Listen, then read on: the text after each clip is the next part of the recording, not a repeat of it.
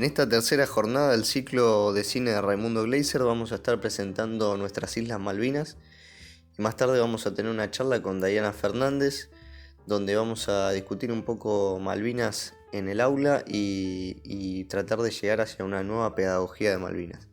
Así que los dejamos con la película y después la charla.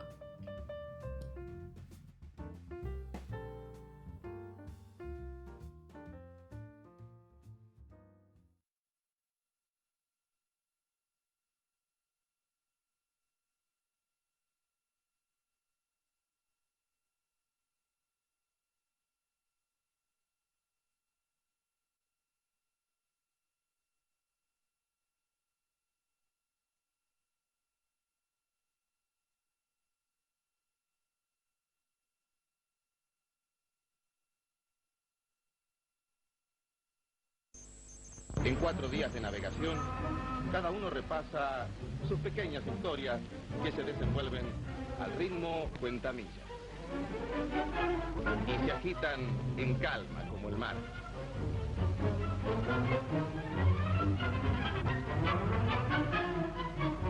Por esta ruta fugaz, Cecil Burton vuelve a Puerto Stanley, capital de las Islas Malvinas.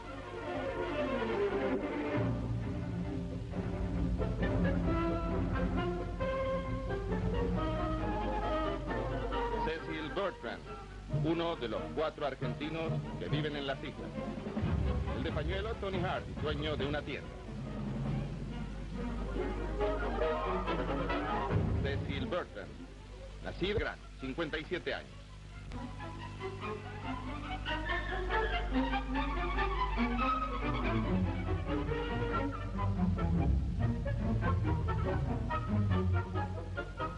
Al 5.º día, Stanley.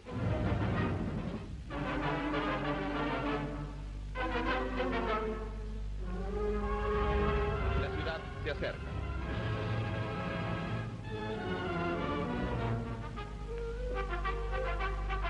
Hacía 31 años que no nevaba como el día que llegó Telenoche.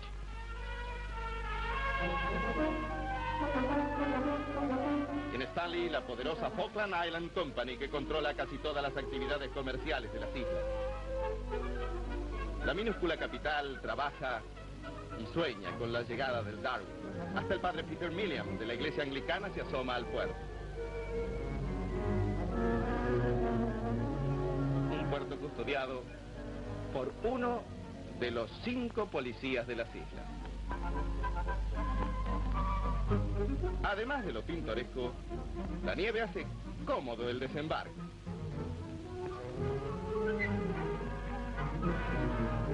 Ya estamos en Stanley,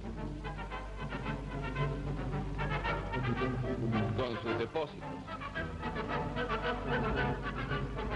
y con sus torres. Bajo esta se abre el templo anglicano, un reducto para 1.400 fieles y el asombro de los chicos. Junto a Dios se juega.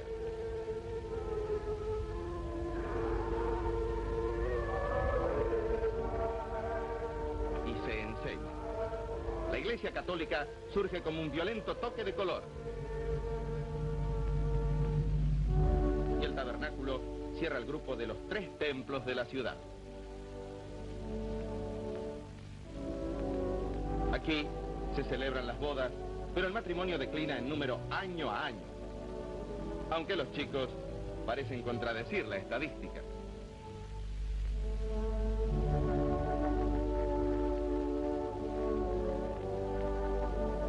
Luego del servicio anglicano, uno se marcha por cualquiera de las 3 calles de Stanley.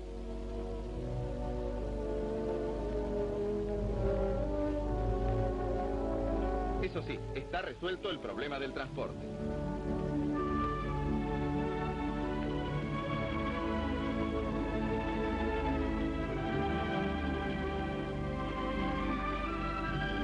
Así, se llega enseguida a cualquiera de las 350 casas de la capital malvinera,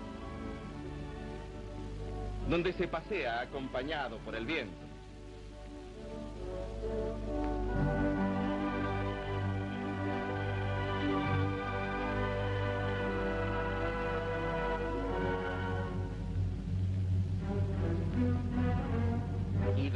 todo lleva al puerto. La radio de Stanley propala la gran noticia. Llegó el Darwin y trae fruta. Fruta fresca. Las dos palabras mágicas movilizan hacia el Philomel Store a toda la ciudad. Cajones, bolsos y envases de lo que más abunda, el whisky. La carga de bananas ingresa para su fugaz permanencia en el negocio. Sir Edwin Arrowsmith, el gobernador británico, manda a su chofer a buscar fruta. La corona, símbolo de su autoridad, se acerca al mercado, donde la docena de bananas cuesta el equivalente de 170 pesos argentinos. Y aunque no hay anuncios comerciales, el eslogan tácito es: todos a Philomel Store.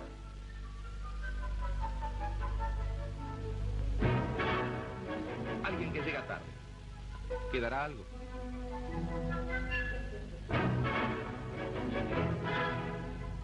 En el puerto, los buques siguen con su rutina de carga y descarga. Traen noticias, alimentos, llevan lana y traen hasta hierba brasileña que en las islas se usa para preparar una especie de té. Y dejan gente como Cecil Burton, que vuelve de visitar a su hermana en Montevideo y que puede recordar tantas cosas. 57 años. Soy casado. Tengo 2 hijas, pero una vive en el territorio de Santa Cruz y la otra en Chile.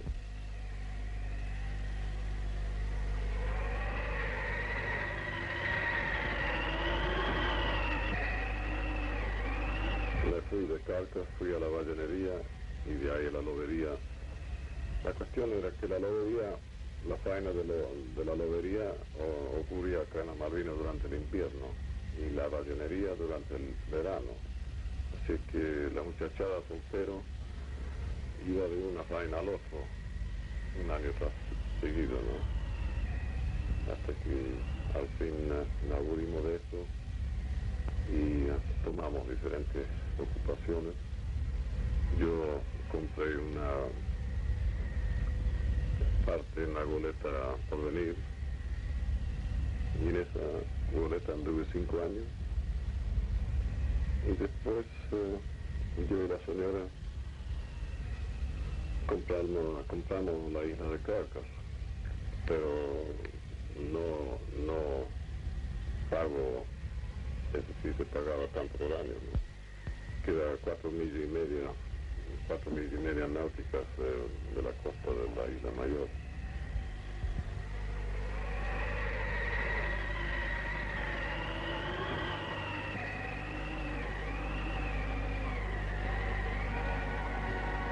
Como Cecil no vive en Stanley, en la capital se aloja en lo de la señora McCone, que lo impone de las últimas noticias.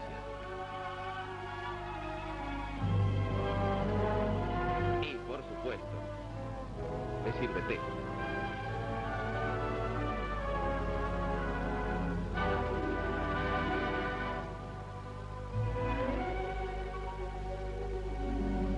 También un libro. Aunque él conoce las islas de memoria. Perdón, suena el teléfono. Alguien llama a Mrs. McCone por la minúscula red local. Que de todos modos tiene hasta su guía.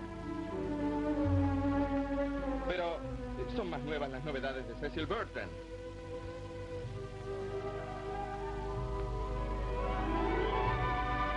Y es bueno corresponder.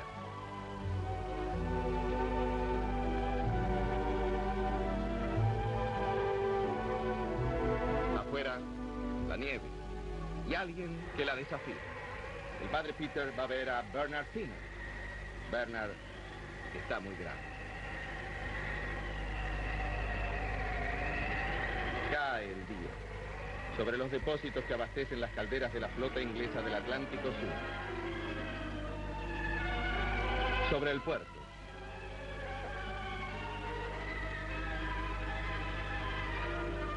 casi inmóvil.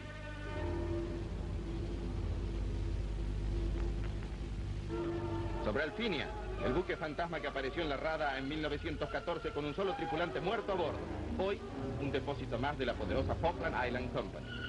La vida es apenas algún pequeño ciclo. La historia recomienza.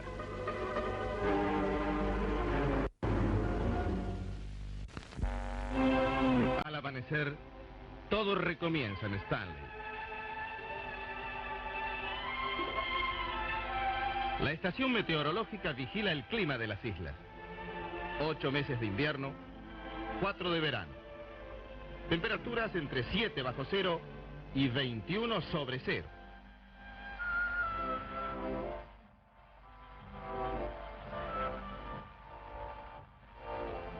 Vientos. Borrascas. Lluvias regulares.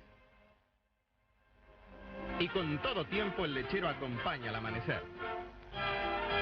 Albert Clifton, Pinocho, malvinero de cuarta generación, dispone sus equipos.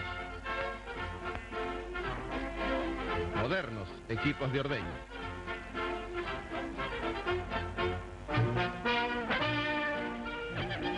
Con ellos abastece de leche a toda Stanley.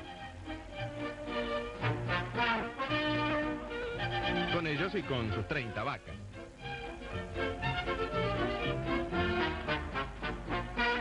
Bueno, hay otro lechero en Stanley, pero Pinocho domina el mercado.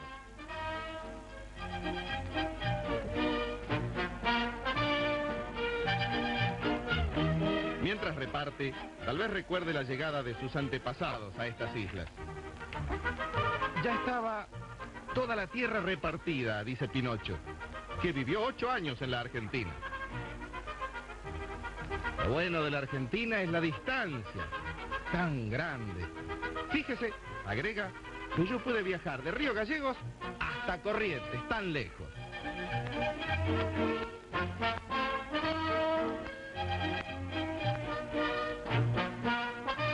Esta bandera se ve desde la ventana de Willie May. Willie, que alojó en su casa al camarógrafo de Telenoche porque el hotel estaba lleno. Junta Turba, el combustible de Malvinas. Cada habitante tiene derecho a un lote de 200 yardas en las turberas para abastecer con ellas estufas y cocinas. Una cocina que vuelca a la mesa casi un 100% de alimentos envasados en Inglaterra.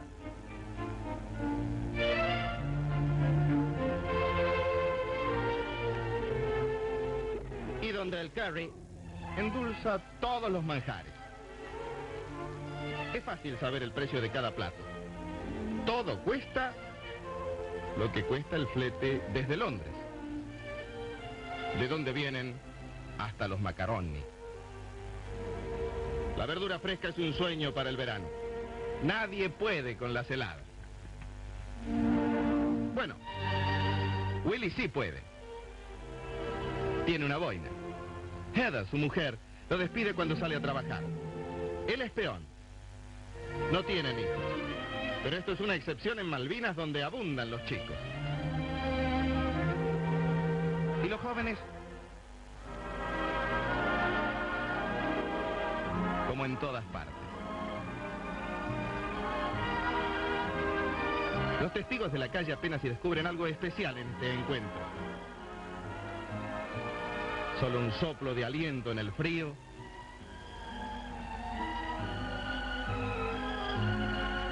Y una cortina de bruma.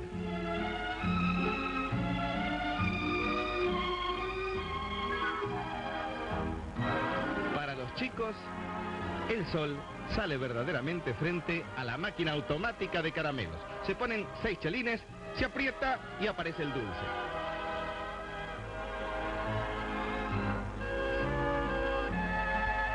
Algo muy bueno mientras se va a la escuela. Hay 330 alumnos primarios en Stanley sobre una población total de las islas de 2.172 personas, que ya son 100 menos que en 1953. Pero aunque la población disminuye, la instrucción pública continúa. Entramos a una clase de historia en inglés.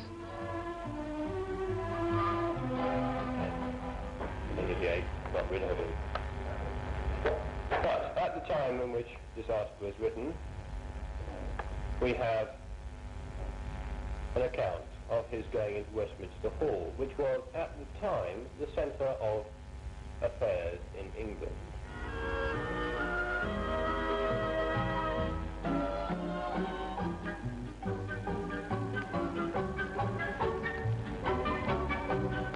En el recreo, los chicos juegan, ajenos a una estadística que señala 150 divorciados actualmente en Malvinas, un problema que crece con el aislamiento del territorio. Pero también crece el conocimiento del castellano. Mrs. Leonard, una norteamericana esposa del único fotógrafo de Stanley, dicta español. Sigamos su lección. ¿Quiere usted jugar? Sí, quiero jugar. Juguemos con la pelota. Juguemos con la muñeca. Juguemos al béisbol. Juguemos al escondite. Juguemos al botellón.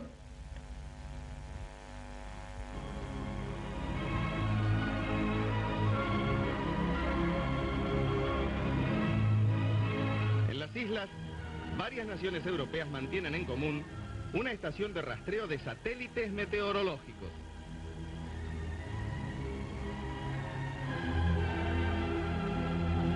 La radio. Todo el material llega de Londres. Marian Booth, una chilena, es la locutora. Ahora recuerda la lista de los que deben embarcarse en el avión de la tarde. El hospital, tal vez uno de los mayores problemas para los malvineros.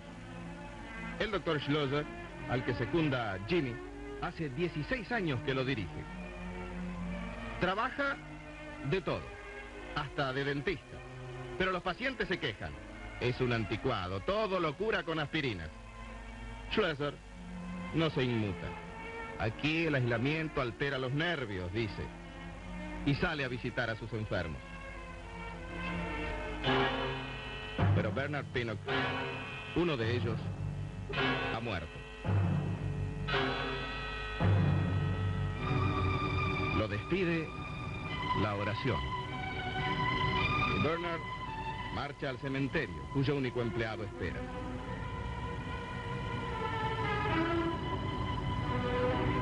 El gobernador Eckert se suma al cortejo de Bernard, que murió de peste cristal, lo que en la Argentina se llama viruela boba. Las tumbas cavadas en la roca viva se cubren en Malvinas con flores artificiales. El plástico reemplaza la ausencia de las naturales.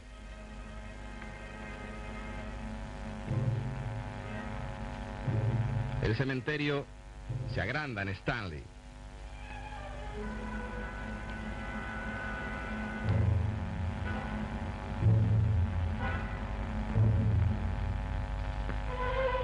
Y una máquina perfora el suelo al tocarse la napa rocosa.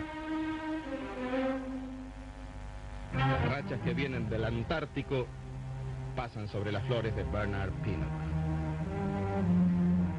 8, 7. Los malvineros practican su entretenimiento de salón. Los dardos. Un motivo para ir a las cantinas como esta.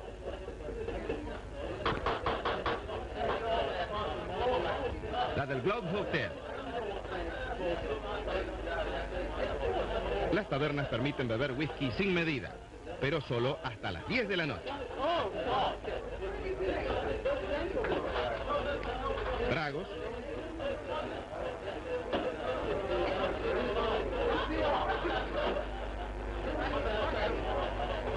Dardos. que llenar.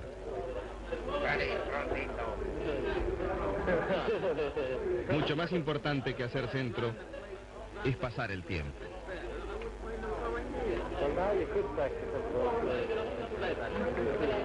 Tal vez esperando que el mar los lleve.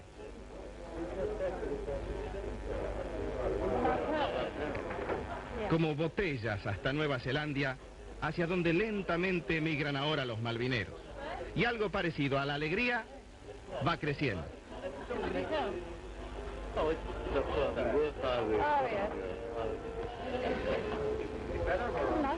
Casi siempre estalla una pelea. Un espectáculo que no altera el ritmo de los brindis. Lo que cambia todo es el anuncio de Radio Stanley, cuando dan las 10 de la noche. Es la hora. This is the Falkland Islands Broadcasting Station. Before closing down, here is the program. La invitación a regresar a casa después de la última copa. Y el himno a la reina. Fuera, plena noche. Pero la noche de Malvinas ha terminado. Sobre esta ría, hasta el primer día de 1833 ondeó la bandera argentina. Una nave como esta, la Clio, consumó la ocupación de las islas argentinas. Aquí se levantaba Puerto Soledad, donde ejerció su gobierno el legendario Luis Bernet. Desde entonces se instalaron los ingleses. Hoy, Sir Combs Ascot, el gobernador, representa con su uniforme de gala y sus medallas al gobierno de Gran Bretaña. Esta es su casa. Sir Combs tiene invitados.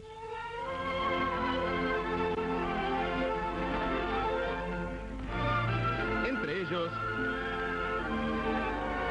un poderoso accionista de la Photo Line and Company, Henry Barton. El gobernador y la compañía, los dos poderes máximos de las islas, junto a Lady Ascot, la gobernadora. Sir Combs fue el último gobernador de Malawi, hoy independiente. Será el último gobernador inglés en Malvinas. Hoy, otro poder crece en las islas. Lo personifica Richard Goss, secretario general de los gremios, que están adheridos a la Central Interamericana. Goss nos dice que no solo atiende cuestiones sindicales. Además del 90% de los obreros de las islas, es capitán del Cuerpo de Defensa Voluntario de Malvinas. Pequeño comandante en jefe. Pero Goss no quiere revelar a cuánto llegan sus fuerzas. Secreto militar, dice. Pero Telenoche lo averiguó. Los voluntarios son 20. Un idioma extranjero se derrama ahora sobre las islas. Desde los carteles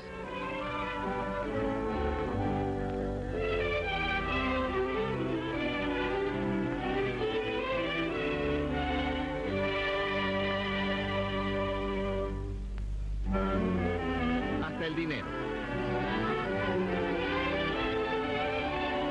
Pero más allá de las 3 calles de Stanley, la Patagonia renace en el campo malvinero. Uno de los 2 hidroaviones Havilland, que son el transporte interno del territorio, nos lleva rumbo a Soledad.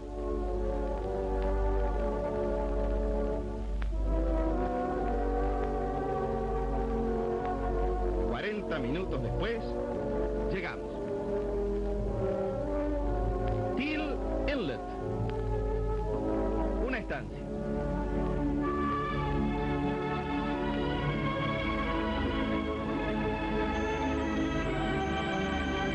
Una estancia que administra este hombre, David Barton, malvinero de 37 años. En la mesa, David reúne a su familia. Su mujer y su hijo de 7 años. Una nena de 10 está internada en un colegio de Darwin.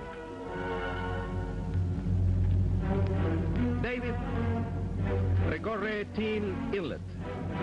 48.000 hectáreas, un buen fragmento de los 12.000 kilómetros cuadrados de superficie que comprenden las islas. Claro que la Falkland Island comprende la mitad de ese territorio. Las reses para alimentar a la familia y a 13 peones.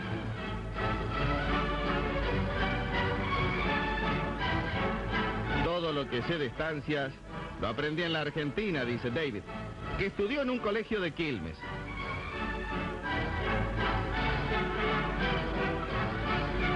La riqueza de las islas.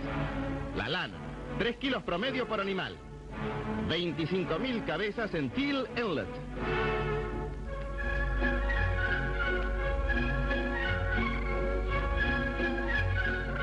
Adiós, David. El regreso a Stanley.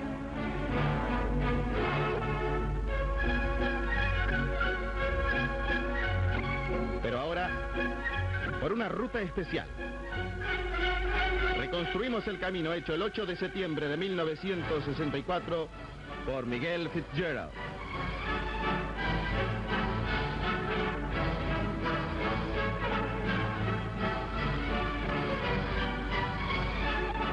Ese día, después de cubrir 850 kilómetros saliendo de Gallegos, un aviador argentino se acercó a este sitio.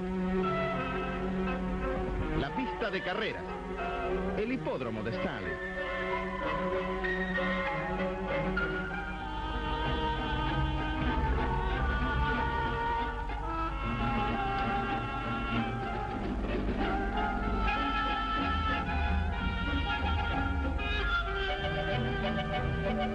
Después de 3 horas y cuarto de vuelo, Fitzgerald desciende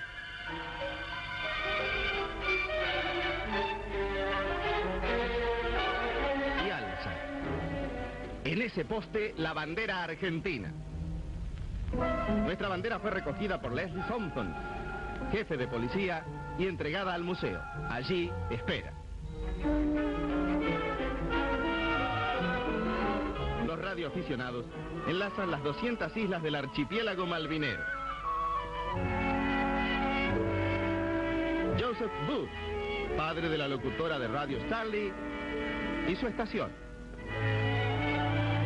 El Radio Club Argentino no reconoce a estas emisoras, pero a veces hay contactos y pruebas.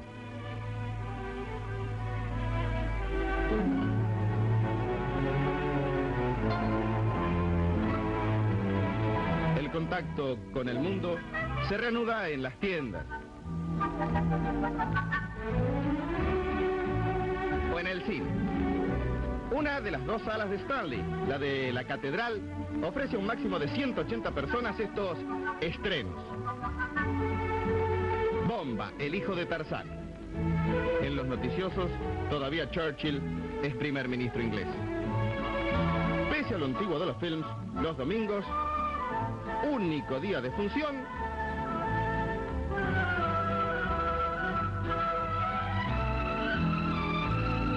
sala completa. Reinaldo Reid, sin embargo, no va al cine.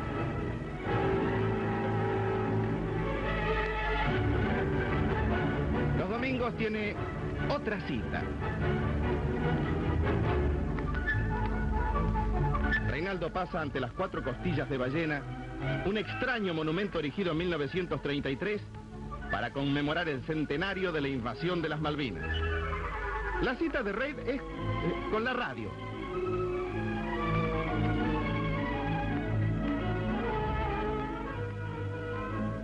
Mejor dicho, la cita es con Racing. Maidana da piano Maidana, centro largo en procura de la entrada de Rato. Ha devuelto Perdumo. Aquí está esa zona Díaz, entregando con la cabeza hacia atrás a Carrizo. Hace más de 30 partidos que no perdemos, dice este argentino de 42 años. En su casa tiene una bandera azul y blanca. Pero hoy, otra bandera ondea aún sobre Stanley. Al volver al Darwin, para el viaje de regreso, brota la esperanza. Y un acuerdo permita muy pronto sustituir esa bandera por la Argentina. viaje de Telenoche ha terminado.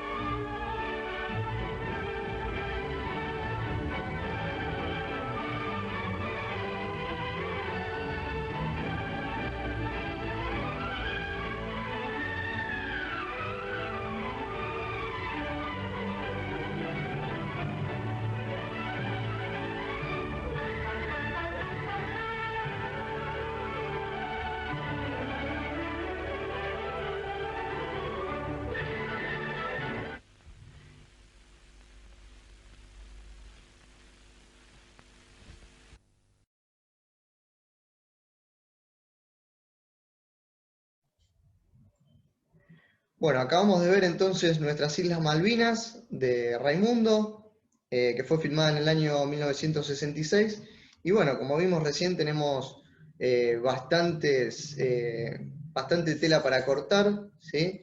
Y por eso nos pareció que podía ser interesante charlar con Dayana Fernández, que ella es profesora, egresada de la UBA, y nos va a estar contando desde su perspectiva un poco de la educación y su experiencia como docente, cómo podemos usar esta película, ¿no?, como fuente histórica, ¿sí?, en el aula, y qué puentes podemos empezar a trazar entre cine, historia, educación, ¿sí? Así que bueno, te damos la bienvenida, Dayana. Gracias, Pablo. Muchas gracias por La estar verdad, con nosotros. no, muy agradecida. La verdad que sobre todo me parece súper necesario crear espacios para pensar la educación, pensar la didáctica de la historia desde un sentido bien científico, disciplinario, me parece interesante. Y bueno, y sobre todo rescatar la obra de Raimundo Gleiser, que me parece que es necesario que siempre se traiga al debate, me parece que tiene mucho, como vos dijiste, mucha tela para cortar, y desde una mirada muy necesaria, no solamente como con su mensaje desde su herramienta artística, sino también como una fuente histórica de la época. Bien, bien, bien. Bueno, un poco, digamos, la idea es esto, ¿no? Charlar un poco sobre qué uso le podemos llegar a dar a esta película, ¿sí? En el aula, ¿cómo la viste vos? Como para arrancar, Yo, digamos. como te contaba en estos días previos, ¿no?, al conversatorio, decíamos, cómo cambia también la visión que uno tiene, ¿no?, de Nuestras Malvinas, la película de Gleiser, cuando uno es estudiante a cuando uno va al aula también, todo se resignifica.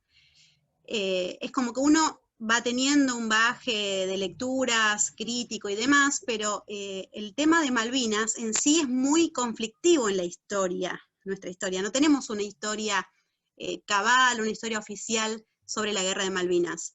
Pertenece, como yo dije una vez, me parece como que es una parte de, todavía hay un trauma en la memoria colectiva con Malvinas, y eso es, por momentos es un obstáculo para la parte historiográfica.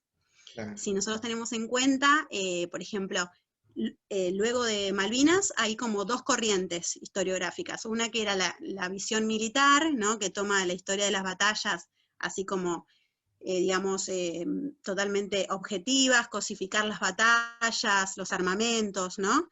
Y después la guerra de Malvinas también fue tomada por una segunda corriente, que es esta corriente que es antimilitarista, que de tan, digamos, preocupada por denunciar la violencia en todos los ámbitos, terminó construyendo la teoría de los dos demonios.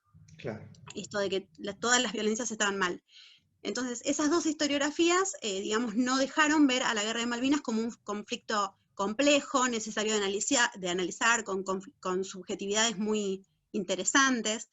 Y al día de hoy todavía falta revisar esa historia. Si bien hay historiadores muy importantes como Federico Lorenz, que a mi parecer, me parece que tienen trabajos muy interesantes, es necesario que sean llevados al aula para salir de esa, siempre criticamos esa historia Villiquen, ¿no? Sí.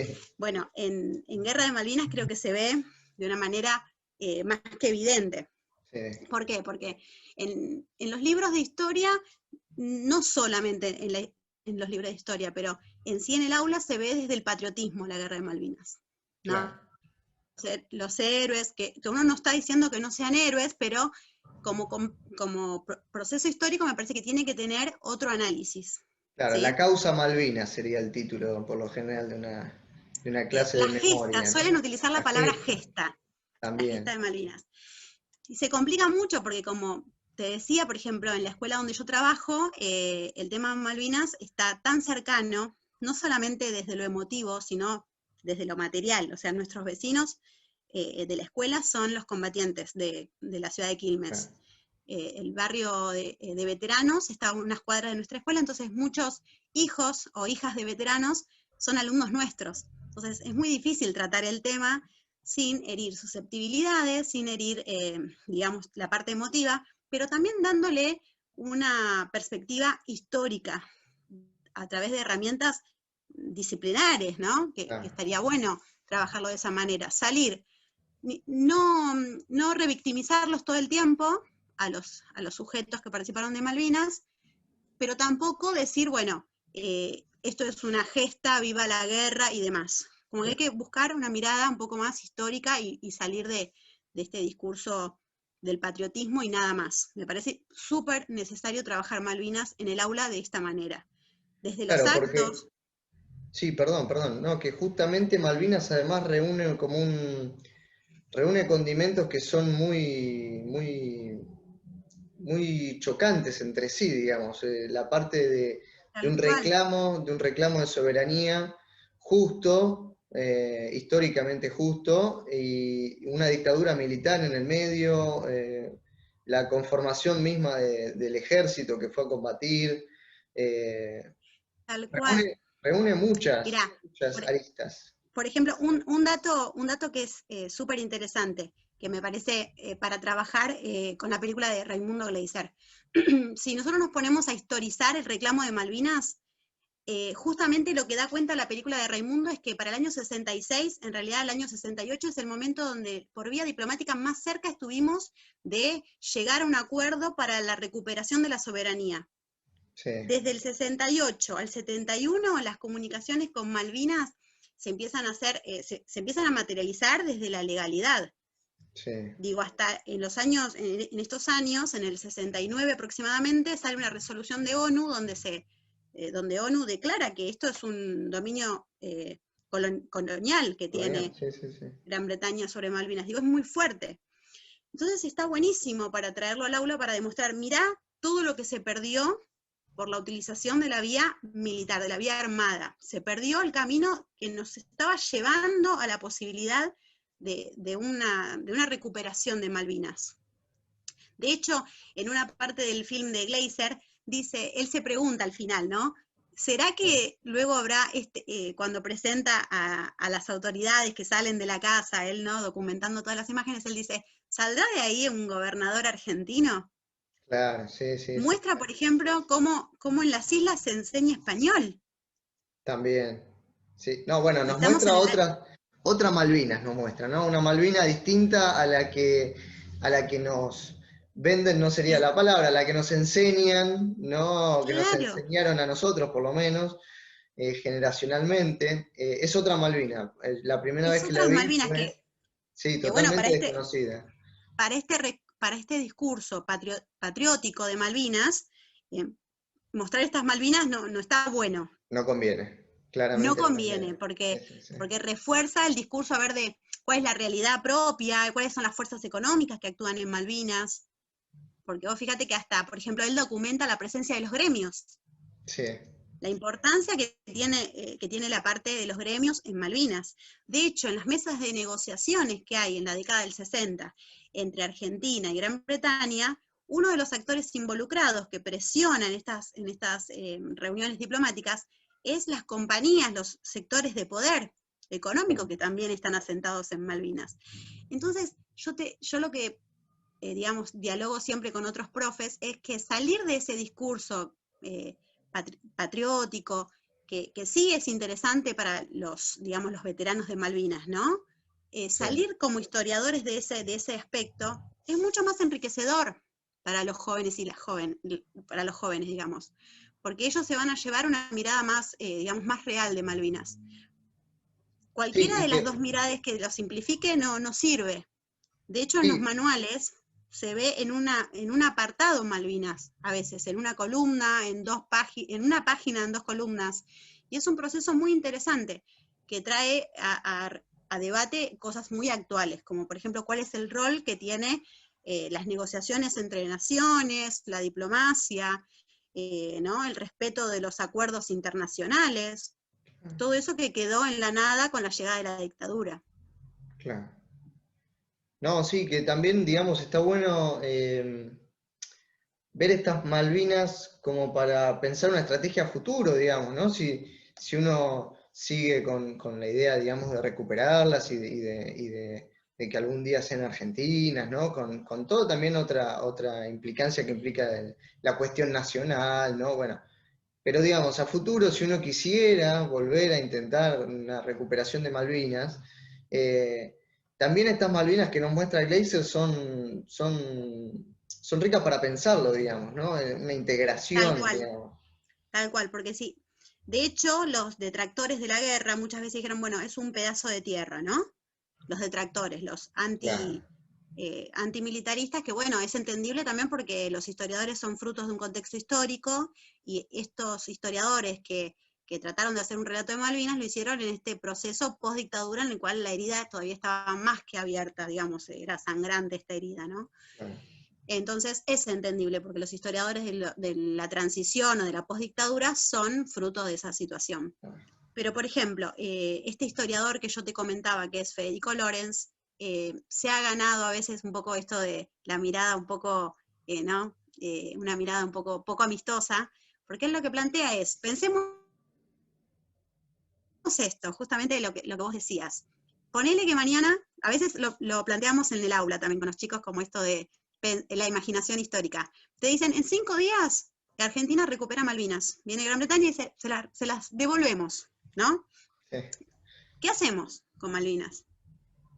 ¿Cuál es el proyecto de nación que involucra los territorios del Atlántico Sur?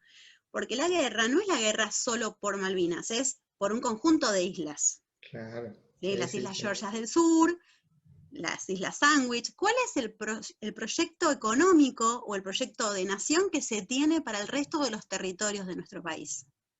Porque no olvidemos que tenemos una historia, bueno, justo más en los días que corren, una historia porteñocéntrica, ¿no? Sí. Una mirada de nación porteñocéntrica, lamentablemente. Entonces, ¿cuál es el proyecto de nación en el cual se involucra Malvinas?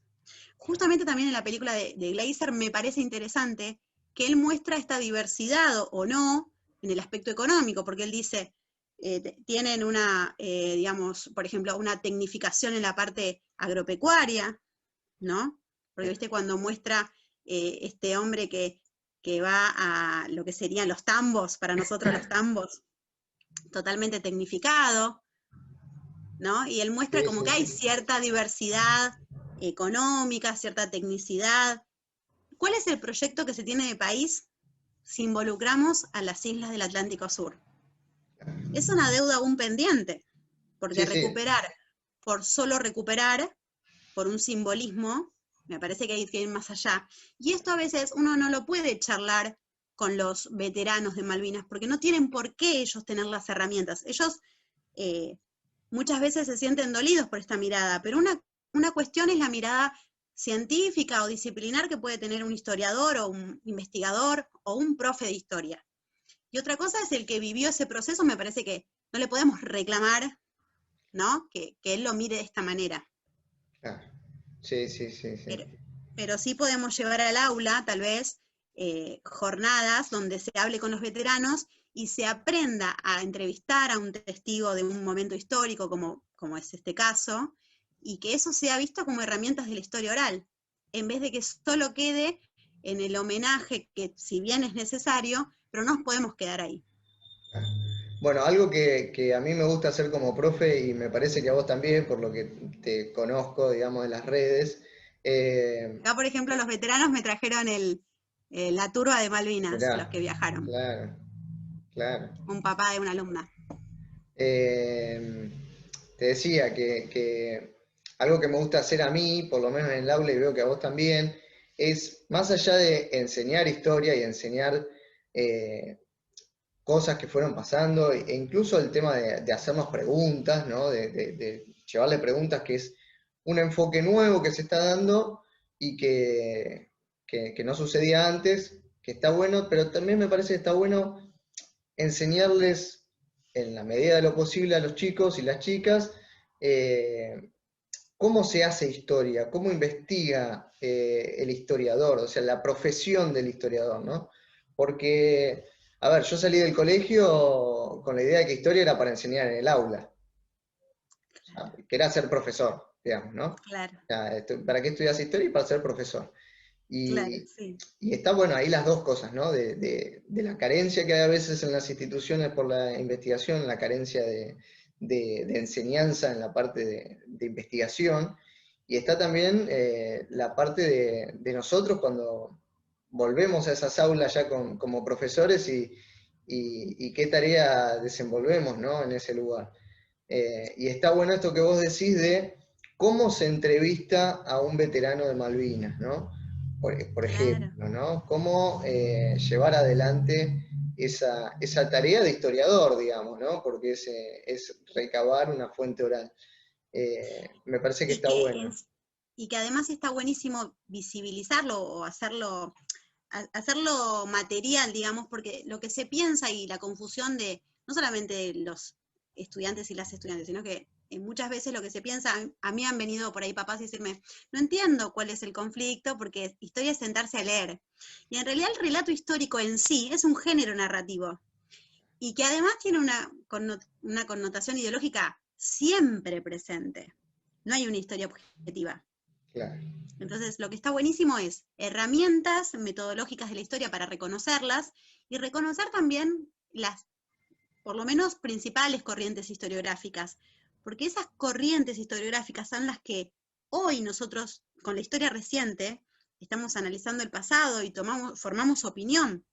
Y también está bueno, por ejemplo, espacios como el tuyo, que divulgan estas cuestiones, porque en las redes sociales, en todo lo que son las plataformas y demás, hay un discurso histórico ya, que se piensa o que levanta la bandera de la objetividad. Y eso, venderlo de esa manera, no está bueno. Porque después está la historia, que es objetiva y que es sacralizada y demás, la historia que no debate, la historia que no se discute, la historia que no tiene fuentes, y después están los otros que, bueno, quieren mostrar el lado B. No, no es mostrar el lado B, Claro. es que todo tiene un lado B. Claro, sí, Todo sí, tiene sí. múltiples miradas. ¿La historia de quién? La historia contada por quiénes. No, por ejemplo, y esto es recontra aplicable a Malvinas. No es lo mismo que te cuente la guerra de Malvinas alguien que todos los que murieron en Malvinas fueron decretados como héroes, ¿no? Al finalizar la guerra. Sí. Murieron 730 personas en territorio malvinense. Sabemos que después hubo muchas víctimas. Interesante también para analizar el rol del Estado, la postdictadura. A mí, por ejemplo, no me gusta llamar la transición, me gusta llamar la postdictadura porque siento que hay resabios estructurales, ¿no? De violencia estatal y demás, que está bueno como verlos como continuidades. Por ejemplo, el primer muerto en Malvinas, que es Giacomino, no quiero equivocarme mucho con el apellido, pero bueno, no recuerdo bien, fue decretado como héroe, pero a la vez, fíjate lo que es la construcción histórica, con el tiempo se supo que había participado en los grupos de tareas de la dictadura y había participado en la Operación Independencia. Claro. Sí, sí. Todo un hito en la violencia, claro, en el terrorismo de Estado. Entonces, la historia tiene que generar estas preguntas. ¿Para vos es un héroe por haber participado en esta etapa de guerra por recuperación de las Malvinas? Pero fíjate esto también, ¿lo hace un héroe? ¿Todo lo demás legitima lo que hizo anteriormente? claro. Yo creo que no hay una sola respuesta, pero que los jóvenes, los y las jóvenes puedan preguntarse esto, me parece que ahí está la función de una materia como la nuestra en el aula. Sí, Porque sí, la recordar las pregunta. fechas, ¿qué sentido tiene? La pregunta, el valor de la pregunta, ¿no? Exacto. Y sin ir más lejos, la figura de Gleiser, digo, como este artista revolucionario con fines políticos, que tal vez si vos mostrás en el aula nuestras Malvinas, ellos no lo palpan tanto, ¿no? Claro. Porque, digamos él es un cronista ahí todavía, es un periodista con una concepción revolucionaria en formación. Con 2 años después te encontrás con otro Glazer. Sí. Pero me parece interesante cuando vos lo ves como, mirá este artista que en mayo del 76 desaparece. Claro. Se convierte en un detenido desaparecido de la dictadura. Entonces está bueno poner también a los artistas en su contexto y a estas fuentes que me parece que se resignifican cuando vos ves con el diario de hoy todo lo que pasó después. Claro. Por eso me parece que si bien es una crónica periodística, me parece que su valor como fuente histórica no tiene desperdicio. Claro. Bueno, un poco de lo que intentamos hacer con este ciclo también es, porque las películas siempre estuvieron, digamos, ¿no? O sea, siempre estuvieron, desde que las Sí. filmó, las presentó, bueno, hubo una época donde no estuvieron porque fueron censuradas, ¿no? Pero siempre estuvieron, ¿sí? Y la mirada Exacto. va cambiando de esa película, ¿no? Entonces un poco lo que hicimos ayer con las chicas de Histo Warmi y de Historia Itinerante fue volver a mirar Ceramiqueros de Tras las Sierras, que es una película étnica, antropológica, que no en la superficie, digamos, no tendría mucho conflicto en sí, y volver a mirarla con una perspectiva de género, ¿no? Que es Tal cual. un foco de debate y de pregunta actual, ¿sí? Y claro, ahí cuando uno lo empieza a ver, ya desde que el documental está hablado por una mujer y la protagonista principal es una mujer en el cine de los 60, ¿sí? Tremendo. Y una mujer trabajadora, indígena, pobre. Es todo un cambio de mirada, ¿no? Y un poco también esto, digamos, con Malvinas, ¿no? Con esta película de Nuestras Islas Malvinas. La película siempre estuvo, ¿no? Hoy las preguntas que le podemos hacer a esa película son muy ricas y muy diversas, digamos, ¿no? Tal cual, el historiador siempre se va a interrogar o va a interrogar a las fuentes con los elementos de su existencia, de su contexto. Por ejemplo, hay una de las grandes fundadoras de esta teoría feminista de la historia, más que perspectiva de género, digo, una teoría feminista de la historia, que es Gerda Lerner, ¿no?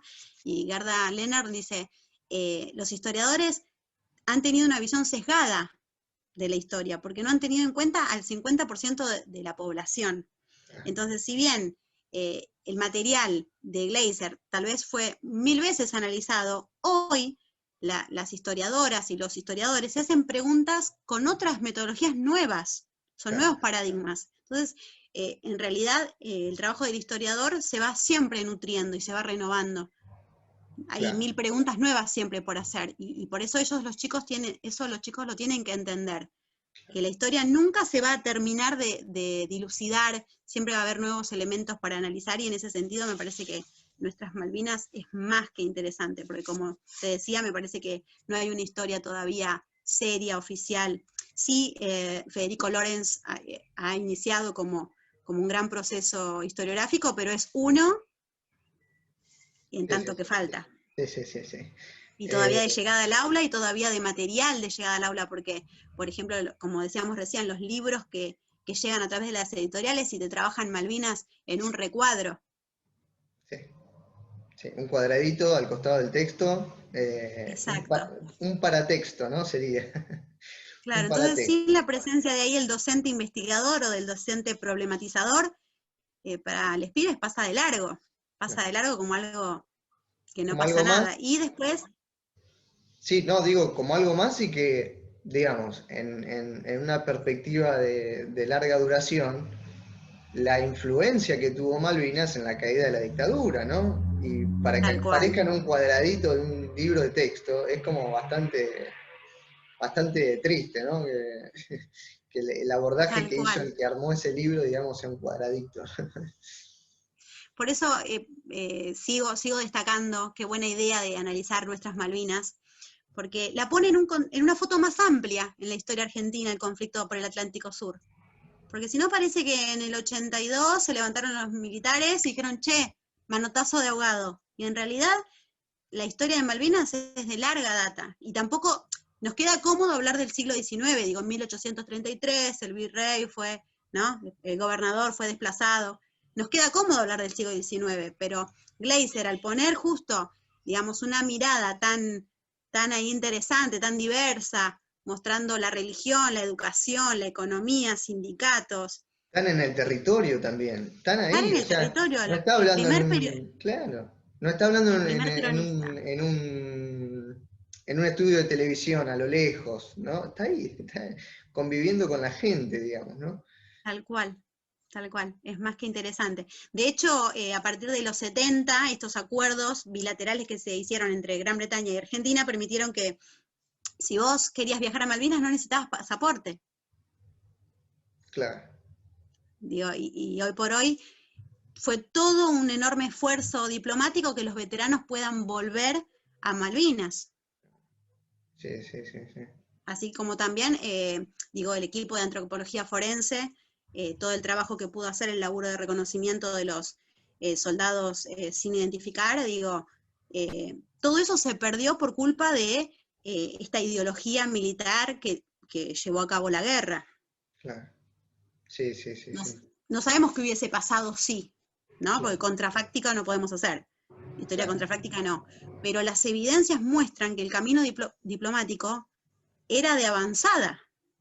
Sí. No olvidemos también el contexto internacional, ¿no? La década del 60, la época en la cual muchas naciones africanas se estaban independizando, digo, ¿no? El colonialismo, los discursos antiimperialistas eran muy fuertes. Sí. En ese contexto, la ONU respalda el reclamo argentino, digo, esas son evidencias, hay que mostrarle también a los chicos y a las chicas. Esto es un documento que es una evidencia histórica. Claro. Sí, se iba por un camino que se abandonó. Se abandonó y de esta manera, con una guerra, ¿no? O sea, lo más extremo que podía haber era una guerra. Se abandonó con una guerra. Y bueno, digamos, un poco yendo a la película, ¿algún punteo de detalles de cosas que hayas visto, que te hayan llamado la atención? Como bien ahí vos me contabas algo de los sindicatos, pero bueno, alguna perlita, por ejemplo, la mía, la que me llamó la atención fue este hombre, que ahora no me voy a acordar el nombre, que andaba con la radio escuchando el partido de Racing, ¿no? Sí, Es tal cual. como un puente tremendo entre culturas, digamos, que... Bueno, tal cual, pero eso también está muy tratado en los trabajos de Lorenz. Él dice que hay culturalmente eran muy estrechos los vínculos que había entre, por ejemplo, Río Gallegos y Malvinas. Claro. Y todo eso después también se corta. Claro.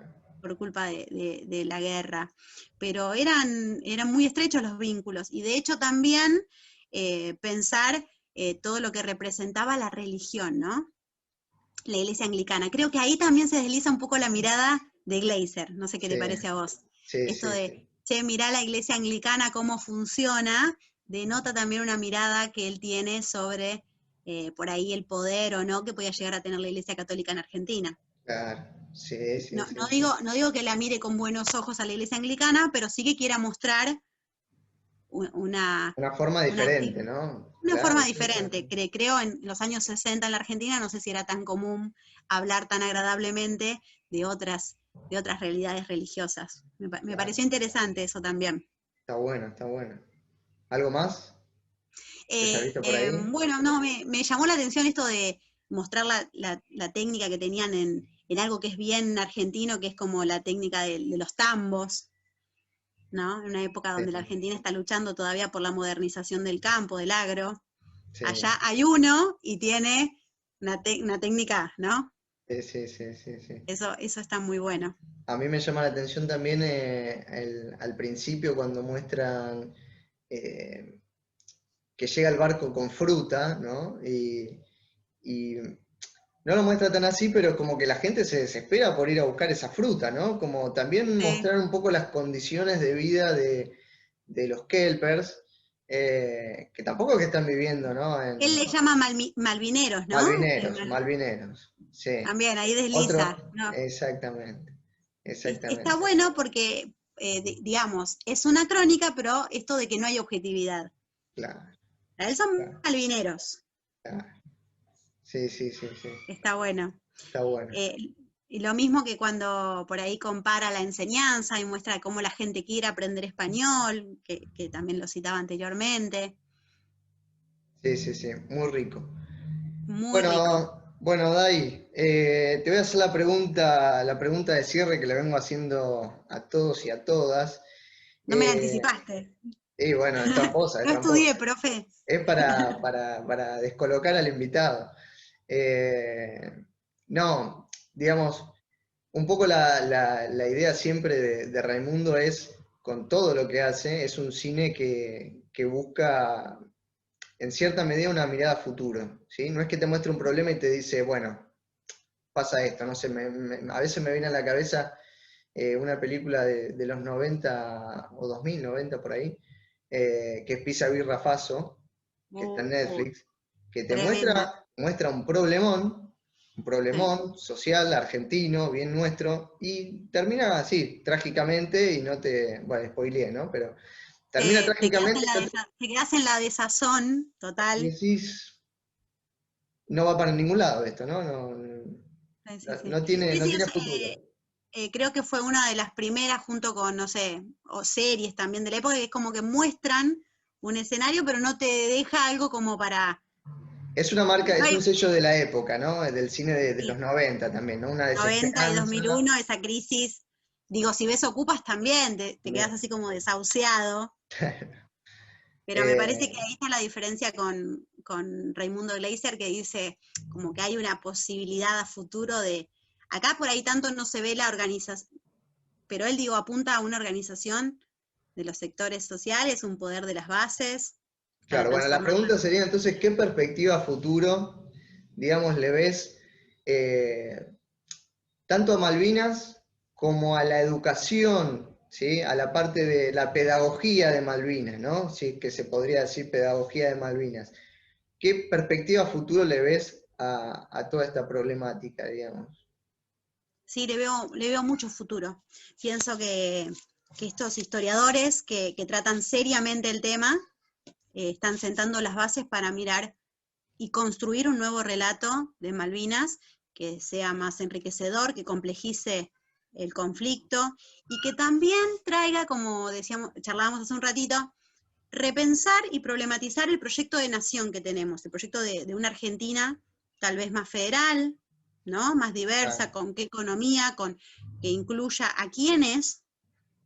Me parece que en ese sentido la pedagogía de Malvinas es interesante. De hecho, eh, la gran cuestión, el gran conflicto con Malvinas fue malvinizar y desmalvinizar la sociedad argentina. Sí, Bueno, yo sí. creo que acá vos acabás de utilizar la palabra justa, la pedagogía Malvinas desde una nueva mirada, que no sea ni el patriotismo, ¿no? Sí, Y tampoco esta mirada de que todo ya es malo y entonces anula las complejidades. No hay un soldado genérico de Malvinas, no hay un veterano que sea igual para todos. Entonces esas subjetividades son muy interesantes de analizar y la labor del historiador es un excelente ejercicio que no se hace en el aula todavía claro, claro. para la historia reciente. Es un excelente ejercicio y que no solamente permite conocer herramientas metodológicas de la historia, sino que también nos permite pensar qué país se podría tener, bajo qué vías, bajo qué mecanismos, quiénes están incluidos y quiénes no. Bien. Bueno, Diana, muchas gracias, ¿sí? Por Gracias a vos, esta Pablo. charla, por haberte sumado, por haberte copado a volver a mirar a Gleiser, que son películas quizás cortas, que uno ya las vio, por lo general ya las vimos, y volver a mirarlas hoy es una nueva oportunidad para seguir debatiendo, digamos, ¿no? Así que bueno, Tal cual. Muy agradecida por esta oportunidad también de conocer en profundidad, porque a veces las cuentas de redes sociales nos hablamos y por ahí está bueno también compartir, me parece que el intercambio enriquece, nos enriquece a todos. Yo aprendí un montón acá hoy pensando con vos, así que ojalá que este sea como el inicio de un montón de actividades que nos pueda pensar como docentes, como historiadores, que aspiramos a ser, creo. Así que me parece interesante. Muchísimas gracias, Pablo. bueno, muchas gracias a vos. Y bueno, a la gente los dejamos por hoy y los invitamos mañana a una nueva jornada, con la jornada número 4 ya. Vamos a estar con Quilino y la segunda parte de perspectiva de género en el cine de Glazer. Así que también te invitamos, Diana, a que pases por el canal de YouTube a verlo. A Dai la pueden buscar en Instagram, que está como decilo vos. @ la de historia, profe Fernández. Ahí está. Les voy a dejar igualmente el link abajo para que lo busquen y puedan meterse. Está muy buena el perfil que tiene ella, porque justamente es un perfil sobre educación, de historia en el aula, de nuevas herramientas, nuevas preguntas, cómo se metió la virtualidad también en nuestra labor docente También, este año. sí. Así que está buenísimo y bueno, les invitamos a pasar también ahí por la cuenta de Instagram de ella. Y bueno, nos encontraremos mañana con la próxima película y la charla. Un saludo a Diana y un saludo a toda la gente. Gracias, Pablo. Nos vemos. Chau, chau.